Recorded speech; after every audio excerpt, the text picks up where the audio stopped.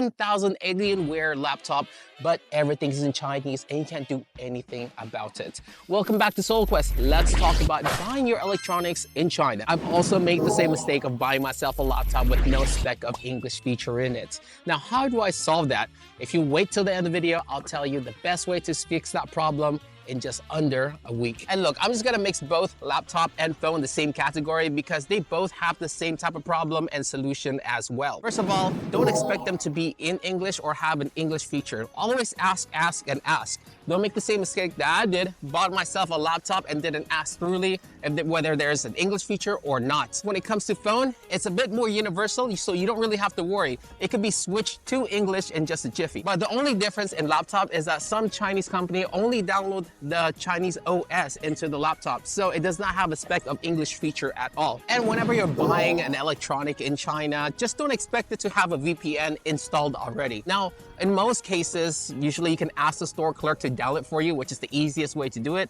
But if there's no chance to do that, for example, you bought it off online, you can easily get the APK, or either you can use the WeChat to share the file into your laptop. And especially on phones, it's a lot more easier since you can just share the file nowadays without much of a hassle. And another one is something I just recently discovered. If you do have a Chinese phone and you want to download or use a Western app, most of the time you can't even use it even with the VPN on. Same case with Chinese app used by a Western phone.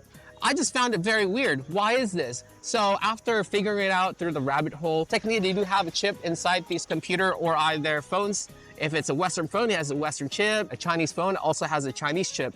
Now, the app would recognize this chip and would not allow you to use it in some cases. Now, Chinese phone and Western phone do have a lot of differences. When it comes to in-app purchases, Chinese phone are a lot easier to use comparison back to the States because most of the transactions in China are cashless. Now, since we're on the topic of buying the phone, I would recommend that you buy your phone from the official store instead of buying it online or either from a secondhand store. Now, of course, it is a lot less convenient in comparison to buying it online, but it does help out whenever if there's a problem with the phone, you have a person that you can talk to instead of talking online or finding this person from the secondhand store. And now to piggyback on the whole purchasing kind of deal, where can I buy my electronics from?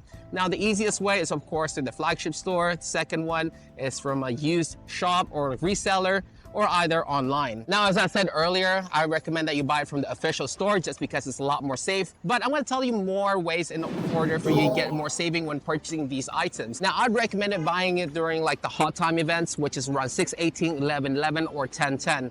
Now, these dates do have special significance when it comes to these shop owner because they would try to push out their inventory out if you wanna buy like older type of phone.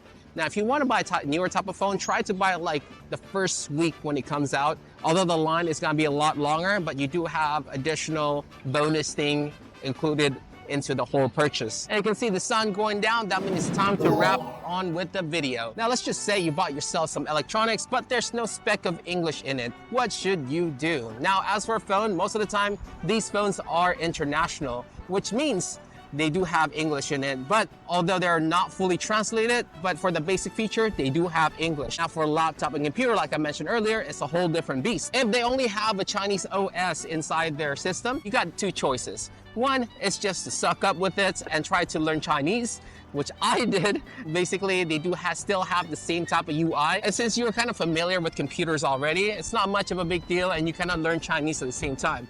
And I'm only doing this since I'm gonna live in China long term. And the second one is to reboot and download the English OS or the international OS. Now, you gotta buy the software yourself or either, Ahoy, the software. You can download it yourself, which is a bit risky if you don't really know much of a computer, or hire someone to download this OS for you. Now, it does take a couple buckaroonies more in order to get the English version, but it is worth it if you don't really want the hassle of learning Chinese or either downloading it yourself. Again, if you have any question, comment down below. If you have any other experience that you want to share with me, comment down below as well, since I have no friends. And until next time, SoloQuest logging out. Peace. SoloQuest!